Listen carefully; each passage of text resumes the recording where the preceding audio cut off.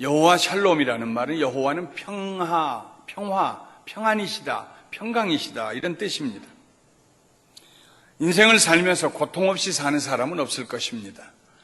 그런데 현재 자기가 겪고 있는 고통보다 더 큰 고통은 왜 이런 고통이 나에게 다가왔는지 이해할 수 없을 때 느끼는 고통입니다.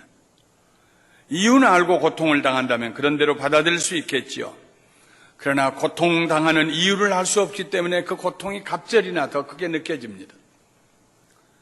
성경에 보면은 기드온이 그런 고통을 당하고 있었습니다. 농사를 지어놓으면 곡식이 익기도 전에 미디안 사람들이 자기네 솥대를 다 몰고 구름처럼 밀려와서 그 곡식을 다 뜯어먹게 합니다. 밭을 망가뜨려 놓습니다. 그렇게 7년째 억울한 일을 당하고 있는데 앞으로도 얼마나 더 오래 이런 고통을 받아야 할지 막막합니다. 왜 그런 일이 일어나는지 알 길이 없습니다.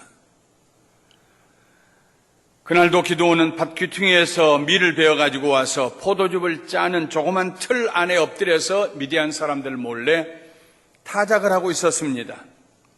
왜 자기가 지은 농사를 떳떳하게 기쁘게 노래하면서 추수하지 못하고 이렇게 숨어서 해야 하는지 가슴속에 부하가 치밀어 올랐습니다. 그때 누군가가 지나가면서 기드온에게 말을 걸었습니다. 큰 용사여, 여호와께서 너와 함께 계시도다. 지금 기드온의 마음이 어떤 상태인지를 여러분 상상해 보십시오. 누구든지 만나면 화풀이를 하고 싶은, 있는 대로 부하가 치밀어 올라 있는, 터지기 직전에 그런 고통에 짓눌린 상황입니다. 기드온이 말했습니다. 오 나의 주여, 아마도 아주 퉁명스럽게 말했을 것입니다. 여호와께서 우리와 함께 계시면 어찌하여 이 모든 일이 우리에게 일어났나이까? 또 우리 조상들이 일찍이 우리에게 이르기를 여호와께서 우리를 애굽에서 올라오게 하신 것이 아니냐 한 그 모든 이적이 어디 있나이까? 이제 여호와께서 우리를 버리사 미디안의 손에 우리를 넘겨주셨나이다. 여호와 하나님이 계시다면 왜 이런 일이 일어납니까? 우리 조상들이 우리에게 귀가 닳도록 일러주었던 홍해를 갈랐다는 말, 반석을 치고 물이 나왔다는 말, 매일 아침 만나를 긁어서 먹었다는 말, 아말렉을 이기게 해주셨다는 이야기, 그 하나님은 어디 계십니까? 그 이적은 어디에 있습니까? 믿어도 되는 겁니까? 그런 얘기입니다. 우리가 이 고통을 당하는 것은 여호와께서 우리를 버리사 미디안의 손에 쓸모없는 물건을 쓰레기통에다가 버리는 것처럼 우리를 버렸기 때문에 이런 일이 일어나는 거 아닙니까? 기드온은 여호수아가 이스라엘을 가나안 땅으로 인도한 지 200여 년이 지난 후에 살고 있는 젊은이였습니다. 그에게 있어서 출애굽 이야기는 까마득한 전설처럼 들렸습니다. 불평하고 퉁명스럽게 대답하는 그에게 하나님께서 말씀하십니다. 너는 가서 이 너의 힘으로 이스라엘을 미디안의 손에서 구원하라. 내가 너를 보낸 것이 아니냐 하시니라. 만일 기드온이 그때 그 하나님의 말씀을 듣고 너는 내 손에 힘을 의지하고 가서 미디안에서 이 민족을 구원하여라, 내가 너를 보낸 것이 아니냐, 그래서 그 힘을 의지하고 갔더라면은 기드온은 아마 부끄럽게 패배하고 돌아왔을 것입니다. 그는 자기에게 그런 힘이 없다는 것을 잘 알았습니다. 그래서 기드온이 대답합니다. 오 주여, 내가 무엇으로 이스라엘을 구원하리이까? 보소서 나의 집은 므낫세 중에 극히 약하고 나는 내 아버지 집에서 가장 작은 자니이다. 이스라엘의 12지파 중에 하나인 므낫세 지파, 그 지파 중에서 문자적으로 해석하면은 1등도 아니고 2등도 아니고 셋째도 아니고 넷째도 아니고 저 1000번째나 갈 만한 그런 가문입니다. 그리고 우리 집안에서도 나는 가장 작은 자입니다. 내가 무슨 힘이 있어서 가서요 우리 민족을 미디안의 손에서 구원한다는 말입니까? 예나 지금이나 하나님은 약한 자를 들어 강한 자를 부끄럽게 하신 하나님이십니다. 자기 힘을 의지하고 하나님께 가만히 계셔서 내가 하는 것만 보세요 하는 사람은 하나님께서 절대로 함께 하시지 않습니다. 나는 힘이 없어요, 능력이 없어요, 하나님 앞에 겸손한 사람을 하나님이 들어 사용하십니다. 여호와께서 미디안 기드온에게 말씀하십니다. 내가 반드시 너와 함께 하리니, 내가 반드시 너와 함께 하리니 네가 미디안 사람 치기를 한 사람 치듯 하리라. 그들의 숫자에 개의치 말아라. 내가 너와 함께 하리니 그들이 수만 명이 올라온다고 해도 수십만 명이 올라오는데도 너는 가서 한 사람 치듯 그들을 치게 될 것이다. 내가 너와 함께 하리라. 아까는 내 힘을 의지하고 가라, 내가 너를 보내지 않았느냐 하셨어요. 아마도 하나님께서 기드온을 시험해보기 위해서 그런 말씀을 하셨을 것입니다. 기드온이 우리 집안은요, 므낫세 지파 중에서도 1000번째 저 끝 말미에 있습니다. 나는 그 집안 중에서도 가장 작은 자입니다. 겸손한 기드온에게 하나님께서 아주 중요한 말씀을 하십니다. 내가 너와 함께 하리라. 내가 너와 함께 가리라. 네가 미디안 사람을 칠 때 한 사람을 치듯 하리라. 할렐루야. 능력의 근원은 하나님과의 동행에서 옵니다. 기드온이 하나님께 부탁을 드렸습니다. 하나님의 사자 그 천사에게 내게 지금 말씀하신 분이 하나님께로부터 오신 분이라면은 그럼 여기 좀 계십시오. 내게 증거를 보여주십시오. 내가 음식을 좀 가져오겠습니다. 가지고 오너라. 집으로 갔습니다. 염소 새끼 한 마리를 잡고 삶고 국물을 따로 준비하고 그리고 밀가루를 준비해서 시간이 없어서 이스트 넣지 못하고 그냥 굳은 빵으로 만들었는데 얼마나 많이 만들었냐면은 밀가루를 한 에바는 22리터입니다. 옛날 우리 큰 되로 10번, 11번을 돼야 됩니다. 큰 자루 한 통 가루를 갖다 다 만들었어요. 한 사람 대접하는데 기드온이 그냥 염소를 통째로 잡고 국물을 버리지 아니하고 한 자루에 밀가루를 가지고 빵을 만들어 가지고 찾아왔습니다. 천사가 말합니다. 그것을 그 바위 위에다가 얹어 놓아라. 그리고 그 위에다가 국물을 부어라. 그러더니 그의 손에 짚고 있는 지팡이로 바위를 대니까 바위에서 불이 나와서 그 모든 염소 새끼 그리고 국물 또 밀가루 한 말로 만든 떡 다 태웠습니다. 그리고 동시에 하나님의 천사가 그 자리를 떠났어요. 자기 혼자 남았습니다. 기드온이 그가 하나님께로부터 온 천사인 줄 알고 말합니다. 슬프도소이다 주 여호와여, 내가 여호와의 사자를 대면하여 보았나이다. 하나님께서 그에게 말씀하셨습니다. 너는 안심하라. 두려워하지 말라. 죽지 아니하리라. 하나님을 만날 때 기드온이 나는 이제 죽어야 할 사람입니다. 왜요? 죄인이니까. 하나님을 원망하고 하나님이 어디 계시냐고 하나님을 불평하고 하나님을 모독하는 말을 하고 뿐만 아니라 자기와 자기 가족과 자기 모든 동네 사람과 이스라엘 모든 사람들이 하나님을 떠나서 우상을 숭배하고 있었기 때문에 그전에는 몰랐어요. 왜 이런 고통이 오는지 몰랐어요. 하나님을 원망했습니다. 그러나 하나님을 만나는 순간 하나님을 만나서 자기가 누구인가를 아는 순간, 자기가 어떤 일을 했으며 무슨 말을 했는가를 아는 순간 그는 슬픕니다. 이제 내가 죽게 되었군요. 내 죄 때문에 내가 죽게 되었군요. 내가 하나님을 만났습니다. 하나님께서 아니다. 안심해라. 두려워하지 말라. 죽지 아니하리라. 누구든지 하나님을 만나면 반드시 회개가 따라옵니다. 하나님을 만날 때 회개할 수 있다는 것이 축복 중에 축복입니다. 구약 성경에 샬롬은 평화, 평강, 평안, 화평이라는 말로 번역되어 있습니다. 오늘 본문 23절에서는 안심이라고 번역되어 있습니다. 너는 안심하라. 이 말은 너에게 평화가 있을지어다 하는 말입니다.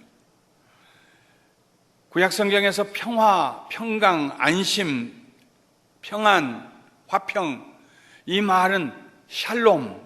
그래서 여호와 샬롬이라고 기드온이 하나님을 부를 때에 그 말은 하나님은 평화이시다 하는 말입니다. 기드온은 그곳에 여호와를 위하여 제단을 쌓고 그 제단의 이름을 여호와 샬롬이라고 불렀습니다. 샬롬은 하나님의 선물입니다. 하나님께서 찾아오셔서 만나주실 때, 하나님이 그 자리에 임재하실 때에 그의 임재하심과 함께 주어지는 축복이 샬롬입니다.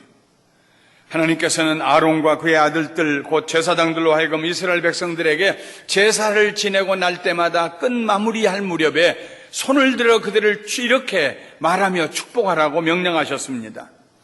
여호와는 내게 복을 주시고 너를 지키시기를 원하며, 여호와는 그의 얼굴을 내게 비추사 은혜 베푸시기를 원하며, 여호와는 그 얼굴을 내게로 향하여 드사 평강 주시기를 원하노라 할지니라 하라. 평강이 샬롬입니다. 여호와께서 이스라엘 백성들을 보시면서 그 얼굴로 쳐다보시면서 그들에게 복을 주십니다. 그들에게 은혜를 주십니다. 그런데 여호와께서 주시는 복과 여호와께서 주시는 은혜는 평강에 연결이 되어 있습니다. 샬롬이 없다면 하나님의 복이 그들에게 임할 수 없어요. 샬롬이 없다면 하나님의 은혜가 그들에게 임할 수 없어요. 하나님의 평강, 하나님께서 그들에게 샬롬을 주십니다. 평화를 주십니다. 하나님의 평화가 임할 때에 고통이 사라집니다. 더 이상 고통의 원인을 찾으려고 애쓰지도 않습니다. 우리 힘으로 그 고통에서 벗어나려고 몸부림을 칠 필요도 없습니다.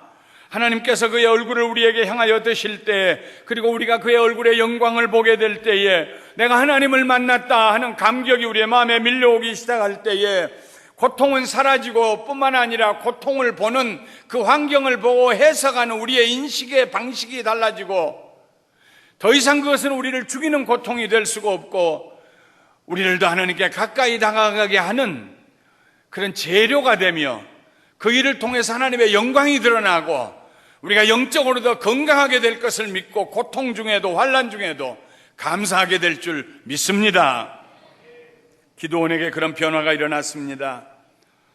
기드온은 먼저 하나님의 명령을 쫓아서 그의 아버지 집에 있는 바알의 제단을 헐었습니다. 자기 아버지 집에, 그 동네를 대표해서 우상 제단이 있었어요. 이제까지는 그걸 별로 개의치 않았어요.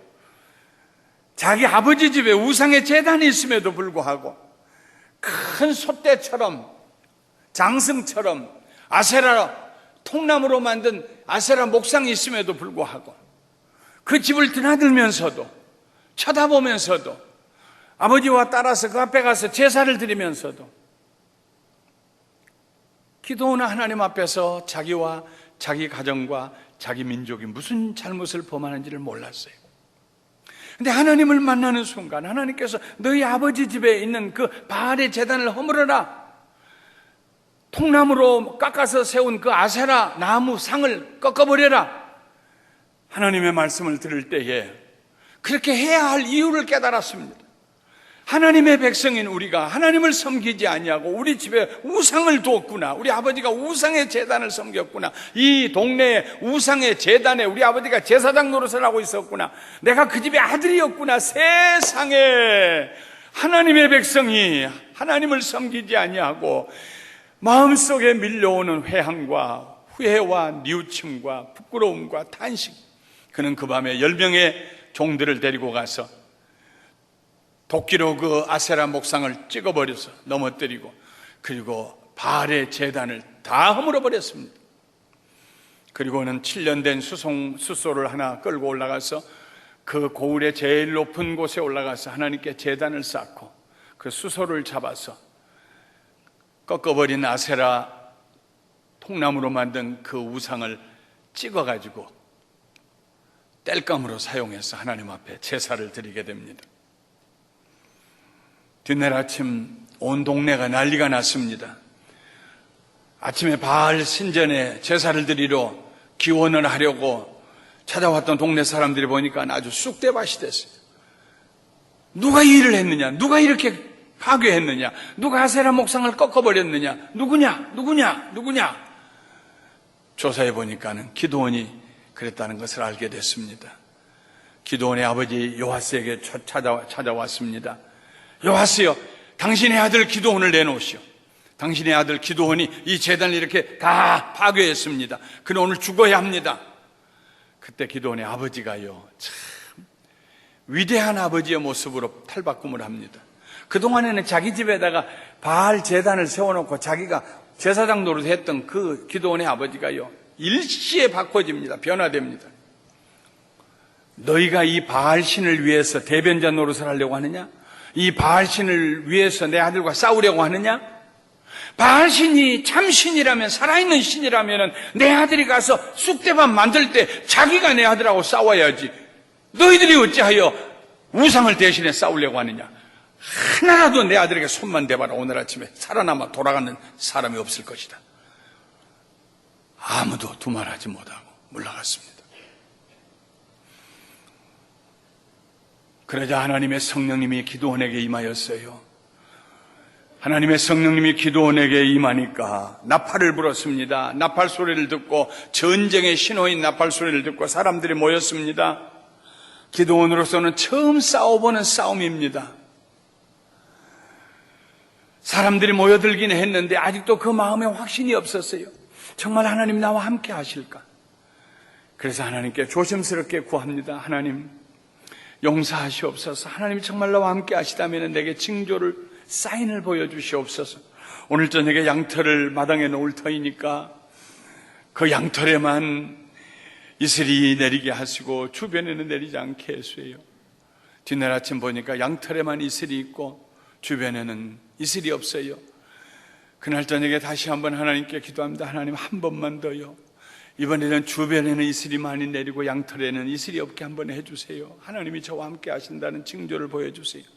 역시 뒷날 아침에 보니 주변에는 이슬이 피가 오는 것처럼 내려 있는데 양털은 아무 물기가 없습니다. 전쟁 소문을 듣고 이스라엘 백성들의 숫자가 모였는데 그 숫자가 32,000명이었습니다. 이스라엘이 전쟁하려고 모인다는 말을 듣고 저 적군은, 미디안과 아말렉과 골짜기에 살고 있는 사람들은 13만 5천 명이 모여들었습니다. 13만 5천 명과 3만 2천 명, 아직도 열세입니다. 그런데 하나님께서 설상가상으로 그 중에서 두려워 떠는 사람은 다 돌아가라고 명령하십니다. 설마 한 2천 명쯤 돌아가고 3만 명은 남겠지, 기드온이 생각했겠지요. 그런데 2만 2천 명이 돌아가고 1만 명 남았습니다. 하나님께서 기드온에게 말씀하십니다. 아직도 많다.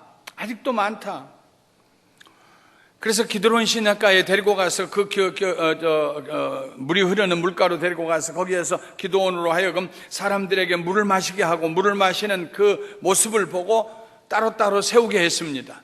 무릎을 꿇고 물을 마시는 사람 따로, 그냥 아무렇게나 서서 물을 손바닥으로 올려가지고 개처럼 핥아먹는 사람 따로, 개처럼 핥아먹는 사람이 300명, 무릎을 꿇고 물을 마시는 사람이 9,700명. 기드온이 생각하기에, 그래, 하나님의 전쟁을 수행하려면 이런 정중함이 있어야겠지. 9,700명을 데리고 와 싸우라는 말씀인가 보다. 그런데 그 반대였습니다. 하나님께서 저 9,700명은 돌려보내라. 300명을 데리고 가서 싸워라. 양털 때문에 기드온이 조금 용기를 얻었는데요, 300명만 데리고 가 싸우라는 하나님의 말씀에 다시 간담이 서늘해졌습니다.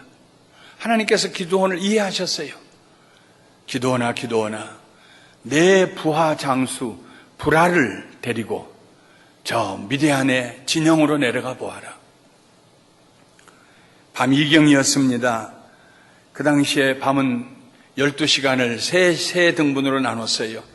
6시부터, 해가 지는 6시부터 10시까지를 제1경, 10시부터 새벽 2시까지를 제2경, 새벽 2시부터 아침에 해 뜰 때 6시까지를 3경, 이렇게 나누었는데, 제2경이니까 10시가 바로 지나서 파수꾼들이 서로 교대가 끝나는 10시가 바로 지나서 얼마 안 된 그때에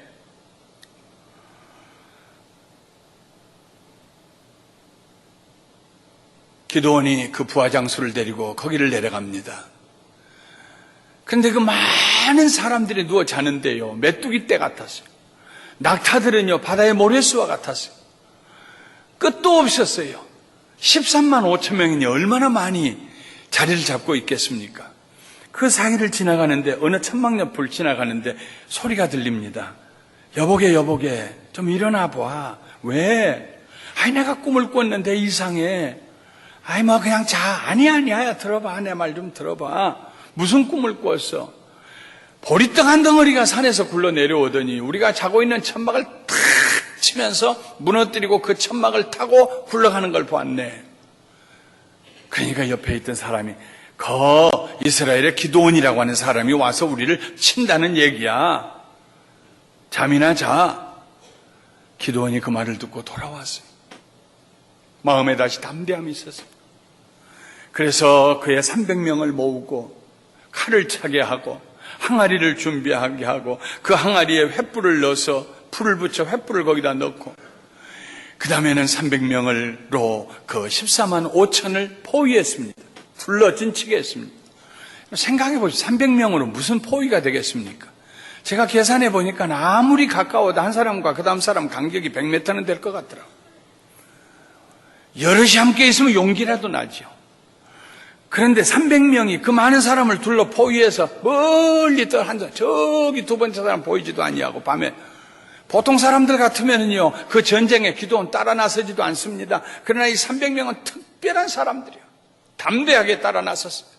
그리고 기도원이 신호를 보내자 항아리를 그냥 있는 대로 깨는데 산에서 그 밤중에 그 소리가 메아리가 치고 그 바위돌 위에 그냥 깨는데 소리가 얼마나 요란했겠습니까? 그러면서 항아리에서 횃불을 높이 들고 여호와의 칼이여 기드온의 칼이여 하고 외치는데 보니까 온 둘레에 횃불이 높이 들어있어요. 미디안 사람들, 아말렉 사람들이 서로 일어나가지고 그 밤중에 누가 누군지 모르고 서로가 서로를 칼로 쳐서 그날 밤에 자기들끼리 죽인 사람들, 또 뒤늦게 얘기 듣고 쫓아온 이스라엘 백성들이 죽인 사람들, 기드온의 300용사가 죽인 사람들이 12만 명이 그 자리에서 죽임을 당하고 15,000명이 도망가는데 기드온과 300용사가 피곤함에도 불구하고 끝까지 그들을 쫓아가서 그 15,000명 그리고 두 왕을 잡아서 죽였더라 하는 얘기가 기록이 되어 있습니다. 성경에 계속 기드온과 그의 용사 300명이라는 말이 나온 거 보면은 이 전쟁에서 기드온과 그의 용사 300명 중에 한 사람도 죽지 않았던 것 같아요. 하나님이 함께 하셨으니까요. 사랑하는 성도 여러분, 기드온의 이야기에 있어서 핵심은 여호와 샬롬입니다. 양털도 아니고요, 바위에서 불이 나와서 재물을 사르는 것도 아니고요, 13만 5천 명을 300명으로 이겼다는 얘기도 아니고요, 사사기 6장, 7장, 8장에 걸쳐서 기록된 기드온의 얘기에 가장 중요한 한 단어를 선택하라면 그것은 샬롬, 여호와 샬롬, 안심하라, 평화가 내게 있을지어다. 하나님의 샬롬, 할렐루야. 하나님을 만나고 하나님의 평화가 그에게 선물로 주어질 때 기드온은 더 이상 비거한 사람이 아니었습니다. 포도주 밟아서 즙을 짜내는 그 조그만 틀에 엎드려서 숨어서 곡식 이삭을 손으로 따고 있는 비겁한 사람이 아니었습니다. 더 이상 원망과 불평으로 사는 패배주의자가 아니었습니다. 더 이상 하나님 앞에서 떠나서 아버지 집에 있는 우상을 섬기는 집안의 아들이 아니었습니다. 하나님을 만날 때 그는 무엇이 잘못되었는지를 알았어요. 왜 그 고통이 다가왔는지를 알았어요. 그 고통의 원인을 더 물을 필요도 없었어요. 하나님께서 이스라엘을 떠나가신 것이 아니요, 이스라엘이 하나님을 떠났다는 것을 알았습니다. 그는 하나님 앞에 제단을 다시 회복했습니다. 하나님께 나갔습니다. 하나님이 그와 함께 하시면 놀라운 기적이 일어난다는 확신을 가지고 나갔습니다. 그리고 300명으로 일당 100도 대단한 일인데 일당 450에 놀라운 승리를 거두었습니다. 하나님의 평화가 그에게 임하였을 때 회개가 일어납니다. 기드온은 회개했습니다. 우상을 버렸습니다. 그리고 하나님과의 관계를 회복했습니다. 가장 높은 곳에 올라가 하나님께 제단을 쌓고 화목 제물을 드렸습니다. 하나님과 화목하고 하나님과 하나님의 평화가 그들에게 임하자 기드온의 300용사들은 하나님의 기적을 경험하게 됩니다. 그들의 기적은 전술에 있지 않았습니다. 그들의 승리는 그들의 힘이나 숫자에 있지도 않았습니다. 그들이 불었던 나팔은 하나님의 나팔이었습니다. 그들이 항아리를 깨뜨리면서 높이 들었던 횃불은 하나님의 불이었습니다. 그날 기드온과 그의 용사들이 얻은 승리는 하나님께서 그들과 함께 하셨기 때문에 얻은 승리입니다. 여호와 샬롬은 단순한 평화가 아닙니다. 그것은 승리를 겸한 평화입니다. 하나님의 평화가 우리와 함께 하실 때 우리를 이길 자가 없을 것입니다. 하나님의 샬롬은 안정과 보호를 겸한 평화입니다. 우리를 건드릴 자가 없을 것입니다. 그것은 하나님의 은혜 가운데 사는 안녕의 삶으로서의 평화입니다. 매일 아침 일어나서 안녕하세요. 우리는 안녕을 구합니다. 누가 이 안녕을 줍니까? 안녕은 샬롬입니다. 평화입니다. 하나님께서 우리에게 주십니다. 하나님과 동행하시면은 우리는 우리의 삶이 승리하는 삶이 될 것이고, 보호받는 삶이 될 것이고, 안녕의 삶이 될 것이고, 강하고 담대한 하나님의 백성으로서 승리하는 삶이 될 줄 믿습니다. 고통 가운데 사는 사람들의 공통점이 있습니다. 그들은 한결같이 원망합니다. 좌절 가운데, 분노 가운데 살아갑니다. 그래서 고통이 더욱 가중되고 고통에서 벗어날 길이 보이지 않게 됩니다. 사랑하는 성도 여러분, 여러분에게 고통이 있다고 지금 생각된다면 그 고통 가운데 무슨 연유로, 무슨 까닭으로 더 머물러 있어야 합니까? 우리에게 무슨 유익을 준다고 우리가 그 고통을 점점 더 생각하면서 그걸 손에 붙들고 가슴에 품고 살아야 합니까? 오늘 아침에 하나님의 성령님이 자리에 임하여 주시어서 우리 사이에 있고 우리가 붙들고 우리를 지배하고 우리를 억누르고 있던 모든 고통이 소리치며 떠나가게 되시기를 주님의 이름으로 축원합니다. 하나님을 만나야 합니다. 하나님을 만날 때에, 하나님을 대면할 때에 하나님의 평화가 우리에게 임합니다. 하나님과 우리 사이에 막힌다며 허물어집니다. 하나님의 능력이 우리 속으로 들어옵니다. 하나님의 평안이 우리 속으로 들어옵니다. 더 이상 고통은 우리에게 고통이 되지 않게 됩니다. 거기에는 능력을 주시는 하나님이 계십니다. 날마다 우리의 연약함을 긍휼히 여기시고 우리에게 확신을 주시는 성령 하나님이 계십니다. 고통스러운 환경은 여전할지라도 하나님께서 나를 구원해 주신다는 믿음이 달라집니다. 여호와의 샬롬, 하나님의 평안이 우리에게 들어오면 그 순간부터 고통은 종이 호랑이에 불과합니다. 우리는 승리의 깃발을 들 수가 있습니다. 사랑하는 성도 여러분, 우리 주 예수님은 이 세상에 평화를 주시기 위해서 우리에게 오셨습니다. 선물로 평화를 주기 위해서 오셨습니다. 요한복음 14장 27절에 예수님께서 그의 제자들에게 그리고 우리에게 주신 말씀입니다. 평안을 너희에게 끼치노니 곧 나의 평안을 너희에게 주노라. 내가 너희에게 주는 것은 세상에 주는 것과 같지 아니하니라. 너희는 마음에 근심하지도 말고 두려워하지도 말라. 주식시장에 주식이 널뛰듯이 뜁니다. 재정을 담당하고 있는 어떤 사람이 좀 안심하라는 말을 하면은 주식이 올라가고, 큰일 났다는 말을 하면은 내려가고, 세상에 누가 우리에게 평안을 줄 수 있습니까? 우리를 사랑하사 그의 아들을 세상에 보내시고 십자가 위에서 우리 대신 죽게 하신 하나님, 우리를 사랑하사 자기 몸을 우리를 위하여 버리신 예수 그리스도, 성부, 성자, 성령 하나님만이 우리에게 평안을 주실 수 있는 줄 믿습니다. 오늘 믿음의 입을 넓게 열고 하나님이 주신 이 평안을 받아가지고 돌아가시기를 주님의 이름으로 축원합니다. 축원합니다. 축원합니다.